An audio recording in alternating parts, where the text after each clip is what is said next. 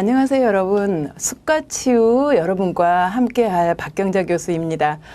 너무 반갑습니다. 여러분, 숲과 치유라는 과목은 교양 과목으로 여러분들과 함께 하는데요. 이 내용이 다소 생소하시더라도 1강, 2강, 3강, 4강 살펴보시면서 여러분들과 많은 과목 그대로 치유받을 수 있는 어떤 삶의 방법을 터득하셨으면 좋겠습니다. 네, 1강에서는요, 숲의 길이 있다라는 내용으로 우리 숲의 역사, 다양한 어떤 변화들, 그리고 숲에 대한 정책들, 그리고 사회적인 배경들에 관한 그런 내용들로 여러분들과 함께 살펴보겠습니다. 2강은 우리 그 산림 복지에 대한 어떤 정책이나 제도적인 부분입니다. 다양한 제도들이 있고 어떤 정책들이 있는데요. 무엇보다 여러분들이 관심 가지실 만한 산림 복지 전문가에 대한 어떤 법률적인 내용 자세히 자격증들에 대해서 알아보겠습니다. 3강은요. 3강은 그 산림 복지 서비스라는 곳에서 가장 핫한 이슈가 되는, 여러분 들어보셨나요? 산림 치유라는 분야입니다. 산림 치유에 대한 개념과 또 어떤 숲의 산림 자원에 대한 인자들, 그리고 방법, 다양한 요소 한번 같이 살펴보겠습니다. 마지막 4강에서는요, 이런 산림 복지 서비스가 우리들에게 어떤 효과가 있고 또 여러분들에게 어떤 도움이 될지에 대한 어떤 사례들 찾아보고요. 그리고 해외 사례까지 알아보는 시간 갖겠습니다. 자, 여러분, 그러면은요, 이 숲과 치유 과목 시작하기 전에 1강 어떻습니까? 1강은 주제를 숲의 길이 있다라는 주제로 함께 시작하고자 합니다. 여러분, 이 사진을 보고 어떤 생각이 드시나요? 여러분들 길이 보이시나요? 네, 여러분들 이 길 따라서 쭉 저와 함께 해보시죠. 자, 우리 1강에서 배울 내용은, 학습 내용은 우리 인류 문명, 그리고 무엇보다 숲에 대한 역사, 그리고 산림 자원에 대한 배경, 이런 내용으로 여러분들과 함께 할 거고요. 여러분, 이 지구 모습 어떻습니까? 너무 아름답지 않습니까? 네. 너무나 아름다운 우리 지구별입니다. 잘 가꾸어야 된다. 이런 멘트로 제가 여기에 그 일면으로 제가 적어놨는데요. 우리 우주선을 타고 한 8분가량 지나면 우리 측면 이런 지구의 모습이 보인다고 합니다. 너무 아름답죠. 그런데 이 안에 우리만 있을까요, 과연? 네, 이 지구의 근본적인 어떤 주인은 누구일까요? 네, 숲에는 원래 근본적으로 어떤 물이 있었고 거기에 이제 어떤 식물들이 탄생하고 또 우리 많은 생물들이 나타나게 되지요. 그런 과정들에 이어서 산림 자원은 무엇보다 우리 인간과 뗄래야 뗄 수 없는 관계. 그래서 잘 지켜야 된다는 겁니다. 같이 이룬 푸른 지구별 함께 후손들에게 물려줄 우리의 숲입니다, 여러분. 이 숲 안에, 이 지구 안에 우리의 의식주를 해결했던 그 공간 안에서 이미 지나간 문명이 있었지요. 여러분 기억나시죠? 네, 문명 발상지의 모습입니다. 보시다시피 강을 중심으로 한 어떤 거대 문명들이었어요. 나일강의 이집트 문명, 티그리스 유프라테스 강의 메소포타미아 문명, 인더스강의 인더스 문명, 그리고 황하강의 중국의 어떤 황하 문명들. 여러분 어릴 때부터 많이 배워오신 내용이죠. 그런데 지금의 모습은 어떨까요? 지금의 모습은 이렇습니다. 네, 사막화가 된 것입니다. 원인은 여러분들 알다시피 뭐 문명이 있으면은 당연히 우리 인구가 증가하고요. 그리고 아무래도 우리가 의식주를 해결하기 위해서 개간을 하겠고요. 그러다 보면 당연히 산림을 파괴하는 그런 상황이 되고요. 그럼으로써 사막화게 됐다는 거죠. 사막화가. 그러면서 시간이 가면서 문명이 소실된 가장 남태평양 섬을 한번 볼까요? 네, 이스트섬. 네, 여러분 기억나신 분들도 계시죠?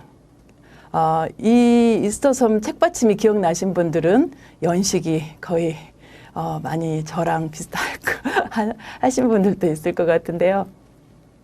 그 유럽의 탐험가들이 남태평양 한가운데에 어떤 섬을 가봤대요. 그랬더니 거기에 우리가 상상하기 힘든 끔찍한 문화가 있었다는 거죠. 바로 식인 문명, 식인 문화, 식인종이 되어 있었던 거죠. 여기도 처음부터 이런 문명을 가진 사람들이었을까요? 아닙니다. 너무나 야자나무가 아름다운 숲이 우거진 그런 아름다운 남태평양의 한가운데 섬이었대요.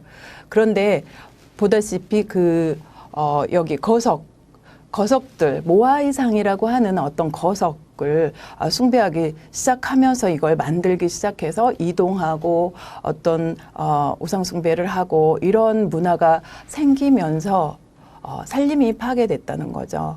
그럼으로써 나무가 없으니까 어때요? 밖에 바닷가, 섬이지만 바닷가 가서 뭐 고기 잡을 배도 못 만들겠죠. 그러다 보니까 그 안에서 그런 끔찍한 식인 문화가 생겼다는 거죠. 그 옆에 잠깐 또 사막화로 된 몽골 모래폭풍입니다. 몽골은 여러분 알다시피 지금 우리나라에서도 버드나무나 어떤 그 수로를 만들어서 그 사막화를 위해서 국제적인 어떤 도움을 주고 있는 지역입니다. 이런 국제적으로 많은 도움을 필요로 하는 것이죠. 몽골 외에도 뭐 다양한 많은 나라들이 있다 볼 건데요. 그런데 우리가 이런 사막화가 된 나라들, 그런 문명들은 언제부터 생겼을까요?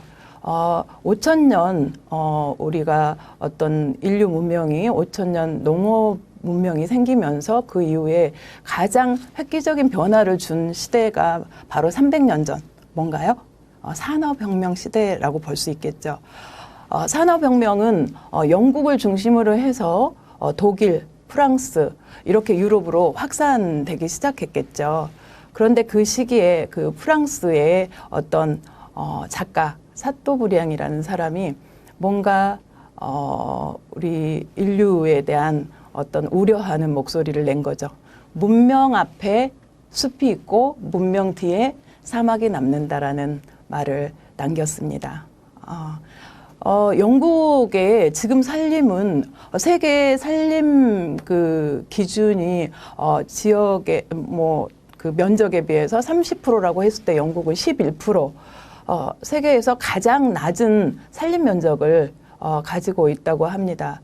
그럼에도 뭐 아직은 어떤 다양한 어떤 최첨단의 어떤 문명 사회적인 여건 때문에 지금은 잘 유지되고 있는 상황이죠. 네. 그래서 우리는 결국 산림이 파괴되면 기후적인 다양한 변화가 생기고 문명이 몰락할 수 있다는 거죠.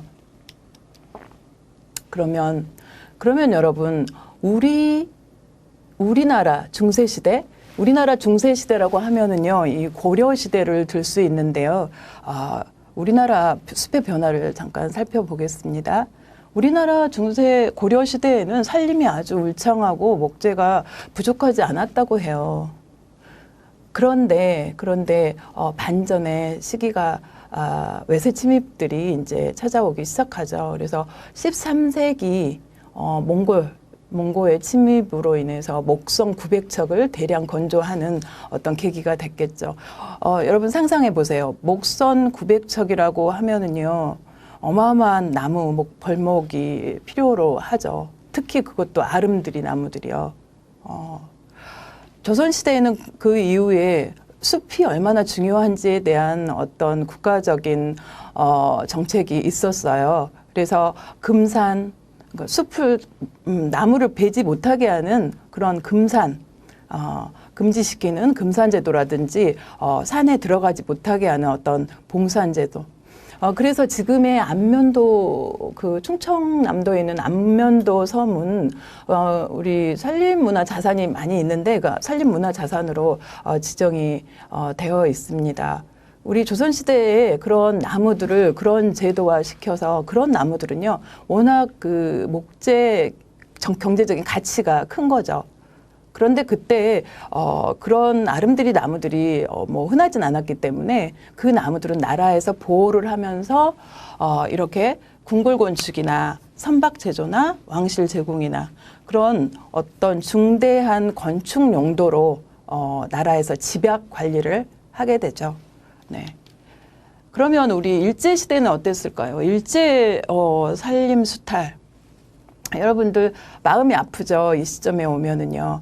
우리나라는 이미 이 시대에 정말 많은 걸 정말 영혼까지 뭔가 뺏기는 그런 상황이 됐었다고 보는데요. 2차 세계대전 전쟁 물자 조달용으로 우리는 무자비한 어떤 산림 벌채를 자행하게 되었습니다. 어쩔 수 없이. 그래서 바다가 가까이 이동이 용이한 지역으로 이동시켜서 이렇게 나무들이 벌목이 되어 간 거죠. 광복 후기는 일단 민생고 해결이 잘 되어야 되겠죠. 그래서 주민들의 난방연료라든지 생업수단에 산림벌채가 자행되게 되고 있었던 거죠. 그런데 여러분, 우리나라에도 치산 녹화기가 돌아옵니다. 계기는 이렇습니다.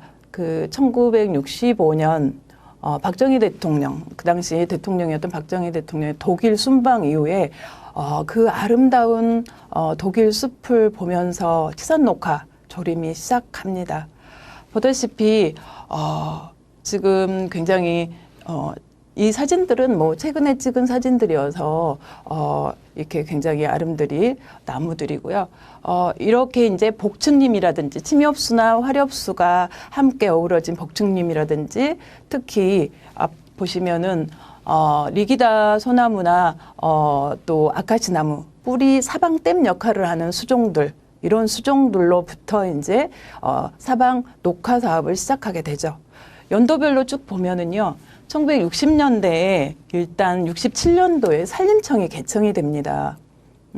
이제 산림 정책을 본격적으로 나라에서 시작하게 된 거죠. 70년대에는 이제 속성 녹화, 나무, 뭐 새마을 운동이며 뭐 녹화 사업, 뭐 아침에 일어나면 새벽종이 울렸네부터 시작해서 그 음악을 듣고 저도 기억이 나는 듯합니다만. 네. 그래서 1970년대, 1980년대, 1990년, 2000년도에 이르기까지 뭔가 속성수, 빨리 자라는 나무들, 그리고 유실수, 우리가 열매를 먹을 수 있는 그런 나무들, 그리고 장기수, 이렇게 해서 산림청에서 권장하는 수종들을 정해놓고 조림 사업을 시작하게 됩니다. 이와 더불어 산림의 공익적 기능을 강조를 하고요. 이제 뭐 아무리 나무 심어놔도 한쪽에 불에 산불이 나면 뭐 돌아오면 타불이 되는 거죠. 그런데 그런 과정에서 우리 산림은 점차적으로 정말 효율적으로 잘 정책화되기 시작하죠. 1990년대에 이르러서는 이제 본격적으로 3차 녹화 산지의 자원화가 되는데요. 한 20년 이상이 되면은요, 여러분 숲이 나무가 어느 정도 잘 자라요. 밀식을 해서 일단 햇빛을 보기 위해서 쭉쭉 수고가 생장하게 되는데요. 그런 숲들, 나무들을 이제 어떻게 활용할 건가. 목재적 가치가 있으려면은 최소 30년 이상 된 나무들이어야 되지만 그 과정에서 우리는 뭔가 산림 자원을 활용해야 되겠다라는 정책으로 이렇게 이제 정책을 펴기 시작하는데요. 산림 휴양 정책이라고 하죠. 그래서 이제 2000년 4차 지속 가능한 산림 경영으로 갑니다. 이때는 이미 산림 경영, 그러니까 지속 가능한 목재 생산을 목적으로 하는 조림 방법이 있겠고요.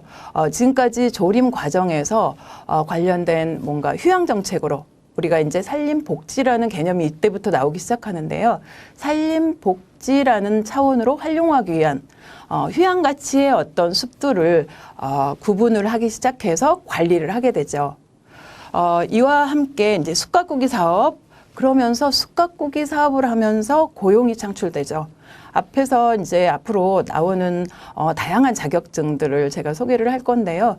이와 더불어 고용 창출이 돼서 어쨌든 많은 사회적인 활성화 그런 상황이 되는 거죠. 그래서 무엇보다 산림 휴양 문화 가치 확장, 뭐 한반도 생태 중심, 백두대간 보호와 관리 이런 것들이라든지 이제 국제 협력, 서로 국제 협력을 강화하는 그런 정책이라든지 다양한 정책들이 펴는데요. 이제 5차 산림 기본 계획이 본격적으로 우리의 산림 복지 서비스 확충 시대가 옵니다. 이 부분에서는요, 무엇보다 중요한 게 지속 가능한 산림 경영이에요. 이건 뭐냐면요, 목재 생산도 있지만 이제는 산림에서 산촌을 지역을 좀 경제적인 이득이 될 수 있도록 활성화시키자, 이런 맥락이 큽니다. 그러다 보니까 친환경 임산물을 만들어서 생산하고 소비하고 다시 뭔가 제조를 해서 또 소비에 이르기까지, 유통시켜서 소비에 이르기까지 어떤 6차 산업이라는 어떤 정책을 만들어서, 또 지금 현재 여러분들 주변에 거의 로컬 푸드장 있죠. 그래서 로컬 푸드에 이르기까지 이런 경제, 산촌 경제 활성화에 대한 정책이 활성화되기 시작하는 거죠. 여기서 주목할 만한 내용은요, 지금 우리 에너지에 관련된 정말 많은 정책들이 있습니다. 원전을 줄이고 다른 대체 에너지, 태양광 에너지를 하다 보면 또 이런 뭐 산사태가 문제가 될 수 있고 다양한 문제들, 풍력 에너지 또한 풍력 에너지 주변의 소리 때문에 또 어떤 문제가 있고요. 나름대로 어떤 에너지에 관련된 이슈들이 지금 현재에도 정말 다양한 계층에서 이슈가 되고 있는데요. 무엇보다 이 시대에는 산림 바이오 이용한 그 펠릿이라는 어떤 그 화목 원료를 생산하게 됩니다. 펠릿은요, 주로 사용처는 화목 보일러. 여러분 목조 주택에서 그 우리 장작이나 이런 화목을 그 나무를 떼는 일도 있지만은요, 좀 오래 타고 좀 지속력이 좋은 펠릿이라는 걸 개발을 했는데요. 숯가꾸기나 제재 부산물 이용한 톱밥 제조 후에 압축해서 만든 목재 연료예요. 그래서 그 보일러 뭐 나무를 막 장작 패서 가져다가 하다 보면은 뭐 집안도 어질러질 수 있고 그런데요. 이 펠렛은 이제 자루에가 딱 만들어져 있습니다. 그래서 그 굉장히 오래 타고 좀 효율적이고 이런 용도로 산림 바이오 에너지를 이용하게 됩니다. 2018년도부터 이미 우리는 또한 그 2037년까지 6차 산림 기본 계획이 이미 수립이 됐습니다. 물론 하는 과정에서 지자체별로 어떤 그 산림청에서 또 어떤 정부 기관별로 연결부에서 조금씩의 어떤 변화는 있을 수 있겠지만요. 대체로 이렇습니다. 6차 산림 기본 계획에서는요. 관리 체계에 고도화합니다. 관리 체계. 산림자원 관리 체계에 대한 고도화, 지리정보 시스템에 의해서 어떤 산림에 어떤 수종에 어떤 수령이 나이가 어느 정도 된 나무들이 어느 정도 있다. 인목 축척이 어느 정도 돼 있다. 이게 자동화 시스템으로, 정보 시스템으로 다 비축이 되어 있다는 거죠. 그리고 산림 산업 육성, 일자리 창출. 아까 말씀드렸던 다양한 일자리 창출 다시 말씀드립니다. 그리고 임업인 소득 안정, 산촌 활성화. 아까 말씀드렸던 그 6차 산업에 관한 그 산촌 활성화에 관련된 내용으로 이해하시면 됩니다. 무엇보다 일상 속 산림 복지 체계의 정착입니다. 우리가 이제 앞으로 나올 어떤 산림 치유에 대한 개념들 이해하시면 산림 치유라는 우리가 가서 산림복지 서비스를 할 수 있는 자연휴양림이나 숲길이나 또한 뭐 레포츠를 하는 곳이나 이런 모든 곳들이 접근성이 떨어져요. 대도시와 좀 멀리 있어요. 그래서 앞으로는요, 산림 생태계에 관련된 그 지역들을 도시근교에 만들어 놓는다는 거죠. 그래서 산림 복지 체계를 보다 가까이서 직장인 스트레스, 퇴근 후에, 업무 후에 또한 주말에 와서 이렇게 프로그램을 참여하면서 자기의 스트레스를 풀 수 있는 제1호로 지금 LH하고 오산시하고 해서 어떤 아파트 단지 주변에 치유숲, 도시 치유숲 1호를 지금 만들고 있는 상황이고요. 앞으로 점차 대도시 주변에 가까이 여러분들의 스트레스를 해소할 수 있는 산림 복지 서비스를 받을 수 있는 공간들이 생긴다는 희소식입니다. 그다음 보겠습니다. 여러 가지 이런 다양한 어떤 생태계를 건강한 생태계를 우리가 산림 서비스적으로 활용할 수 있는 그런 부분이 있고요. 국제적으로는 국제 산림 협력주도 한반도 산림 녹화 완성입니다. 우리는 이미 음으로 양으로 또 한반도에 대한 DMZ 지역이나 북한에 대한 그 산림에 대한 그런 부분을 같이 고민하고 있답니다. 그래서 실효 종자 채취도 많은 양을 비축해 놓고요. 그거에 대해서 지금 차츰 국제적인 왜냐하면요 지금 FAO 산림분과위원회 위원장님이 우리 전 산림청장이셨던 신원섭 교수님, 충북대 지금 신원섭 교수님이 산림위원회 위원장을 맡고 계시거든요. 그래서 다양한 우리나라가 이미 FAO에서 우리 제2차 세계대전 이후에 산림정책 녹화로 가장 성공한 나라다라고 국제적으로 인정받은 상태에서 그런 다양한 활동들을 하고 계신 분들이 있습니다. 그래서 국제 산림 협력 이런 부분도 굉장히 고무적인 상황이라고 말씀드릴 수 있겠습니다. 이 내용 2037년까지 6차 산림 기본 계획은요. 미래에 대한 내용이에요. 여기서 제가 또 한 가지 주목할 만한 내용에 대해서 여러분들께 새로운 직업을 말씀드리면요. 여기 아보리스트라는 직업이 있습니다. 아보리스트 지금 나무 위에 사람들이 올라 앉아 있는 모습이 보이시나요?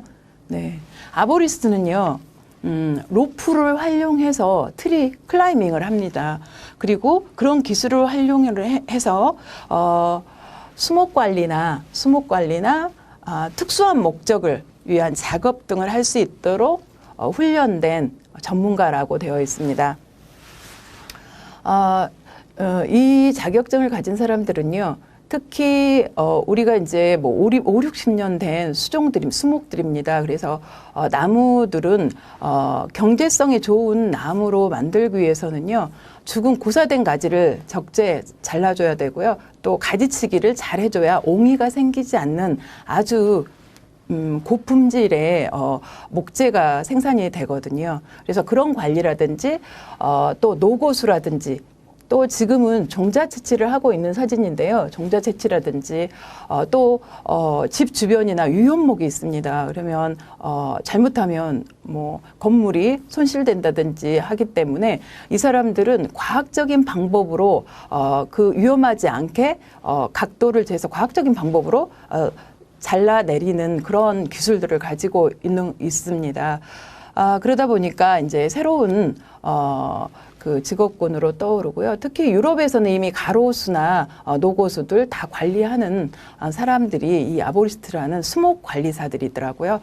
네. 이제 보면은 우리 인목 축적에 대한 우리나라 지도입니다.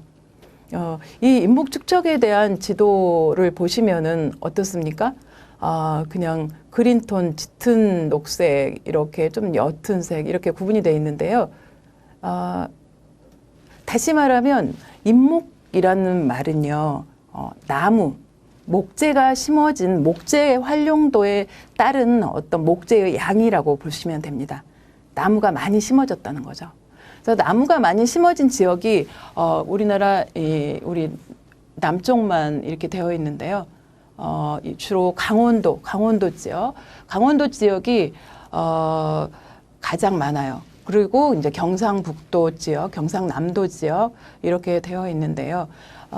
이미 우리나라의 인목 축적량은 기하급수적으로 늘어난 상태입니다. 1972년부터 우리가 비교를 해봤을 때 산림 면적과 인목 축적의 추이입니다.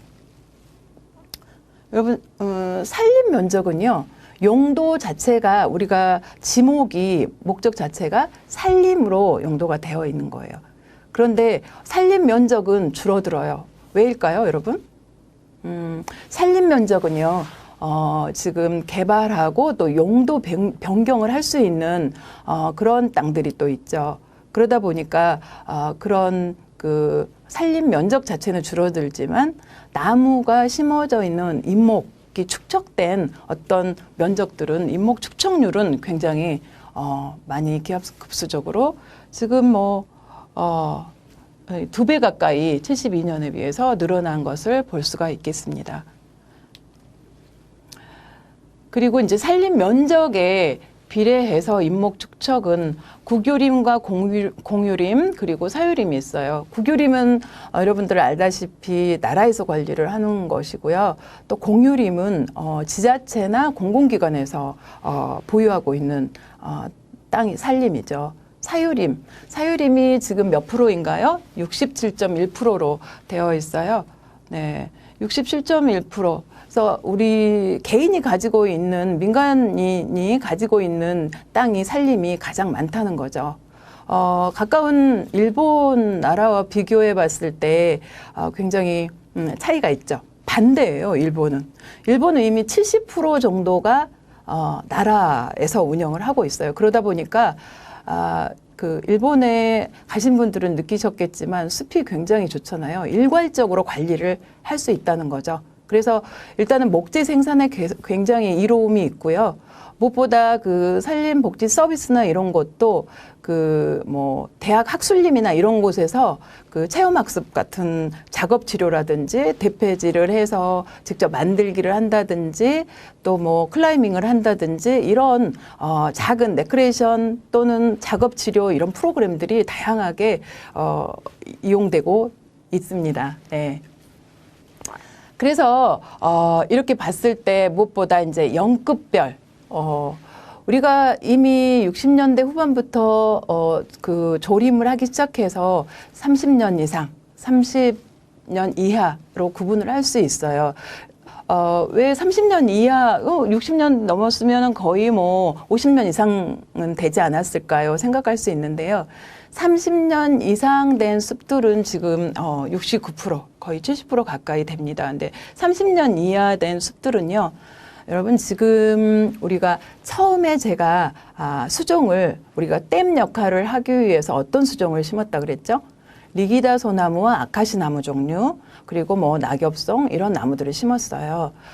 그 나무들의 특징은 그렇습니다. 굉장히 청근성이어서 뿌리 번식이 굉장히 좋아요. 그래서 그 산사태가 날 만한 그런 땅들에는 삼연지 같은 경우 굉장히 그 땅을 딱 잡아주겠죠. 그러다 보니까 산사태 방지용으로는 굉장히 그 효율적이죠. 그러나 우리가 이제는 그 단계를 넘어서 뭔가 목재의 어떤 효율적인 목재를 경제성 있는 목재 생산을 목적으로 하거나 아니면은 경관이나 이런 부분을 산림 휴양 자원으로 사용하려고 하다 보니 수종갱신이라는 것을 하게 됩니다. 수종갱신을 뭐냐면요. 그런 나무들을 베어내고 다른 나무를 심는 거예요. 산림청에서 이미 매년 또는 몇 년에 한 번씩 경제수라든지 아니면 권장하는 어떤 수종들을 정해서 공고를 하게 됩니다. 이런 나무들을 심게 되는데요. 특히 리기다 소나무 같은 경우는 수명도 일반 소나무하고 차이가 많이 있고요. 또한 펄프 용도로도 힘들 만큼 송진이 많아요. 그래서 송진이 많아서 그 나무를 목재 가치나 어떤 실용성 있는 목재는 아니다고 판단을 하고 있죠. 또한 옹이도 많죠.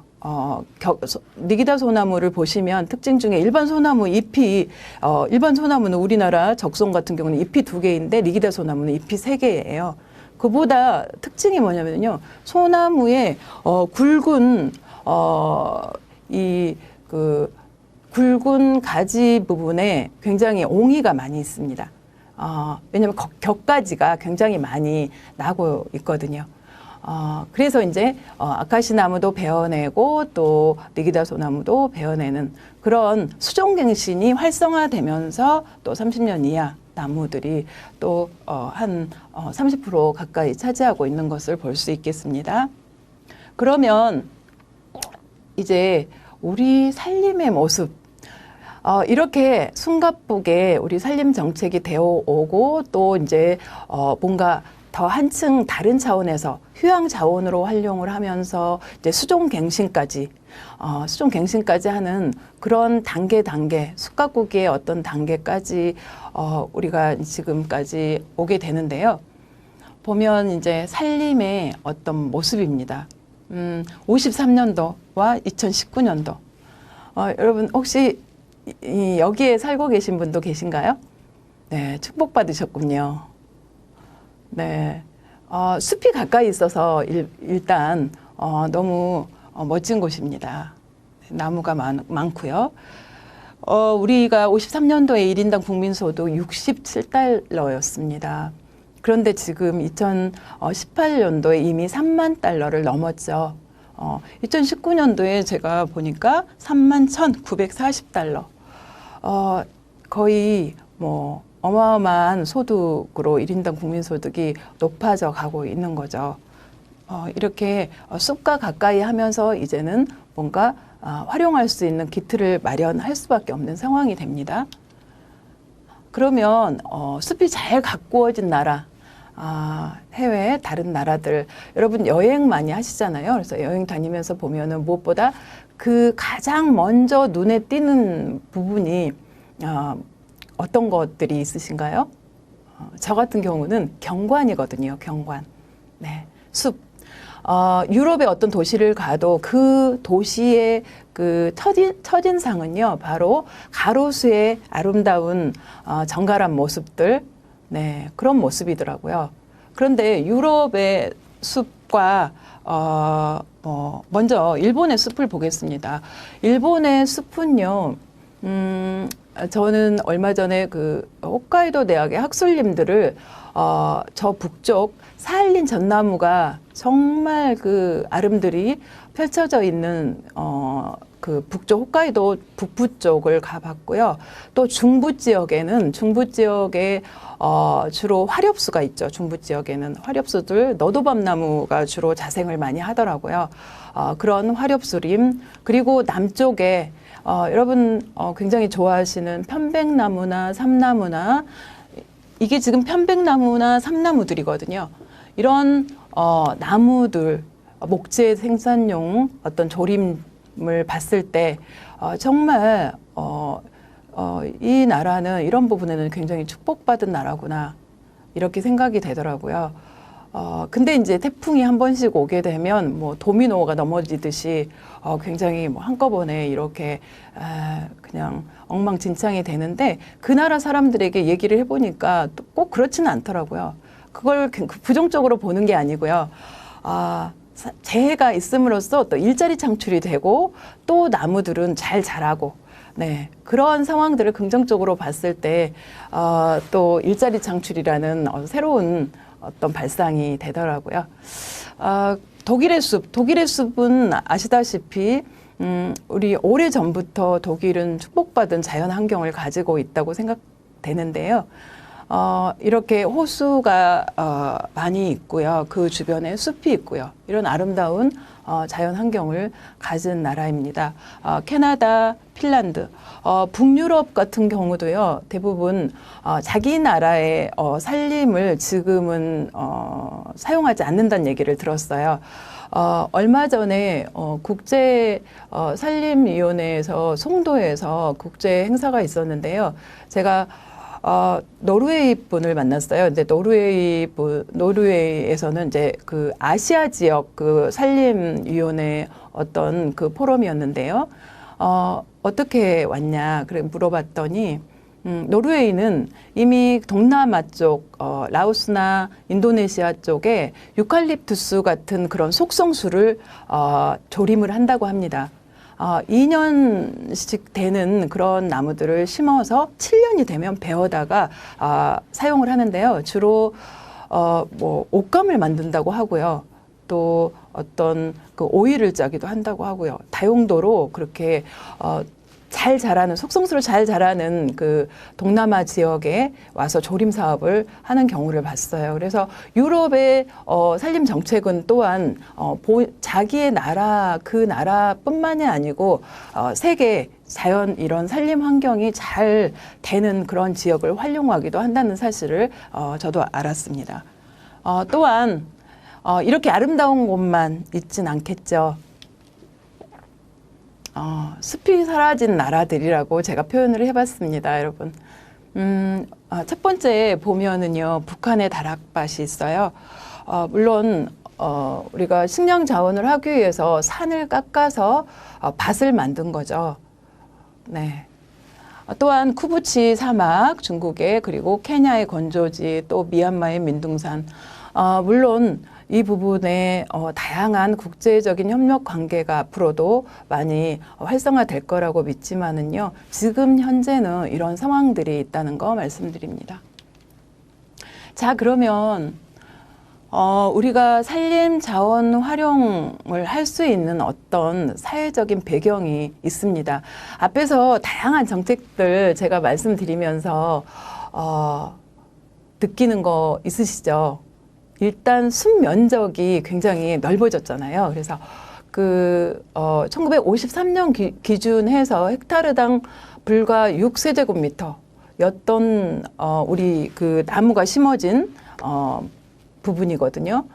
그런 인목 축척이 이미 그 2015년도에는 그 OECD 평균 훨씬 초과를 했어요. 그래서 우리 그 숲 면적이 굉장히 증가를 했으면서 그 산림 자원에 대한 활용도가 어떻게 활용될 것인가가 어떤 관건으로 보다 효율적인 활용 방법을 찾자 이래서 다양한 방법으로 정책들이 만들어지고 있다는 말씀 이미 드렸죠.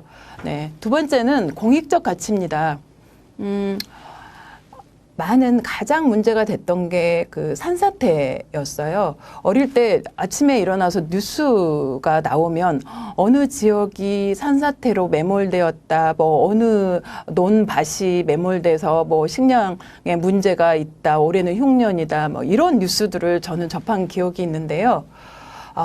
이런 부분이 대부분 해결이 됐고요. 얼마 전 그 우면산 같은 경우는 다른 여차의 뭐 이유로 그런 사태가 일어났는데 대부분의 자연재해는 많이 저감되고 있죠. 여러분 아시다시피. 그런데 그 외에도 연간 우리가 1인당 249만 원 정도의 1년에 혜택을 받고 있는 거 여러분 공감하시나요? 여러분 그거 공감한다는 거 설마 1년에 우리가 249만 원의 혜택을 숲으로부터 받고 있다? 네. 이해하기 힘드실 수도 있지만은요.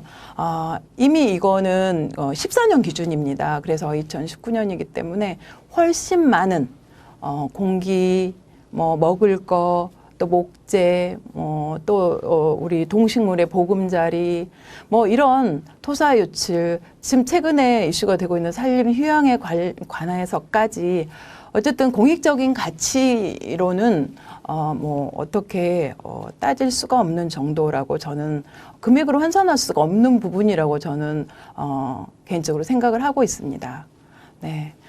다음은 삶의 질이에요. 삶의 질 우리는 이미 여가 문화에 대한 높은 잠재 수요가 있습니다. 얼마 전 정책이 발표한 우리 주당 근무 시간 52시간으로 줄었잖아요. 52시간. 어떤 사람들은 일주일에 52시간 일해가지고 무슨 일을 하라는 건가. 이렇게 얘기를 하는 사람도 있더라고요. 그런데 어찌 보면 우리 삶의 질을 높이는 어떤 공익적 가치를 활용함으로써 우리 삶의 질을 높이는 그런 어떤 여가 문화에 대한 질적인 부분. 여기 나왔다시피 OECD 국가 중 자살률 가장 높고요. 무엇보다 자라나는 미래 우리 대한민국의 미래인 청소년들의 행복 지수가 최하위. 라고 합니다. 네. 이런 부분에서 분명히 그런 정서적인 부분이라든지 또 우리 뭐 직장 스트레스라든지 어르신들 또 노인들 어르신들이 노인들이죠. 어르신들에 대한 관리 이런 복지적인 부분이 굉장히 필요한 그런 사항이라고 볼 수 있겠습니다. 예, 바로 고령사회 나오잖아요. 그래서 17년 기준 65세 이상 인구가 전체 14% 이상이었습니다, 이미. 그래서, 그 65세 이상의 인구에 따라서 14% 이상이 되면 고령사회라고 하거든요. 그리고 2026년, 예측컨대 2026년이 되면, 최고령 사회가 된다고 해요. 20% 이상이, 노인 인구가 됐을 때 최고령 사회가 예상이 됩니다. 물론, 이렇게 의료비 지출이 늘어나겠죠. 그래서 지금 현재, 어르신들을 위한 무엇보다 예방하고요. 재활, 치료는 아니죠. 그러니까 예방하고 관리하고 재활하는 그런 시스템으로 이런 프로그램들이 다양하게 지금 확대되고 있는 추세입니다. 산림복지 서비스 프로그램 중에 가장 지금 많은 그 관심들을 쓰고 있는 부분이 바로 이 시대적인 배경에 따른 어르신들 프로그램이라고 이해하시면 맞습니다. 그러면은 우리가 뭔가 그 가장 어찌 보면 여러분들이 관심이 있을 만한 내용이죠. 여기에서 산림 부분에 다양한 일자리들이 많이 있다라는 얘기를 저는 드리고 싶은데요. 무엇보다 앞서서 숲 가꾸기를 위한 일자리들, 목재 생산, 그리고 지금 몇 년 전부터 수목원 관리사와 나무의사 제도가 새로 생겼어요. 그래서 나무병원을 하는 사람들은 나무의사 자격이 없으면 할 수가 없게 법이 개정이 됐고요. 그리고 그 외에 자격증들이 있지만 제가 여러분들에게 강조하고 싶은 거는요. 산림복지 전문가라는 제도입니다. 산림복지 전문가는요. 그 산림치유 지도사와 산림교육 전문가로 구분을 할 수가 있어요. 산림치유 지도사는 국가 자격증이에요. 나라에서 인정한. 그런데 산림교육 전문가는 산림청 인증 자격증이거든요. 그 안에 산림교육 전문가는 바로 숲해설가 유아숲 지도사, 산림 레포츠 전문가와 숲길 등산 지도사.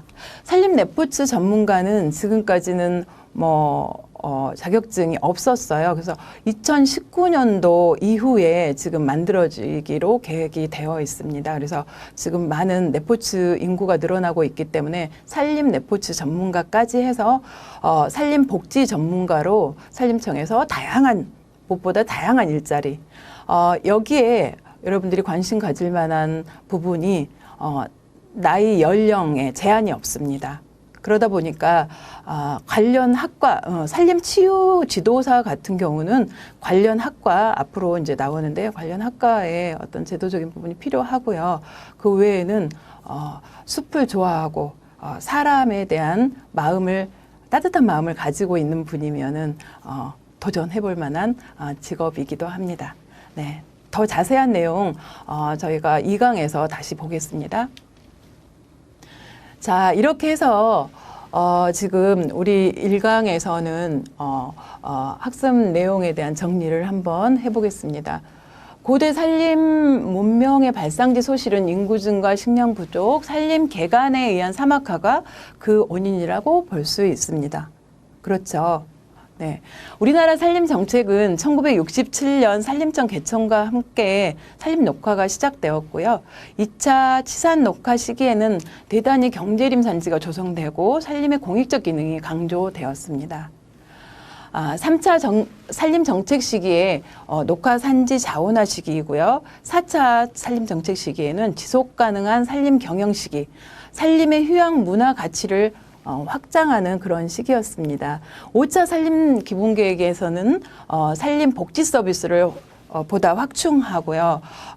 2018년부터 37년까지의 6차 산림 기본계획에서는 산림자원 및 산지 관리 체계 고도화, 무엇보다 우리 접근성이 좋은 일상 속의 산림 복지 체계를 정착하기로 예측 기록되고 있습니다.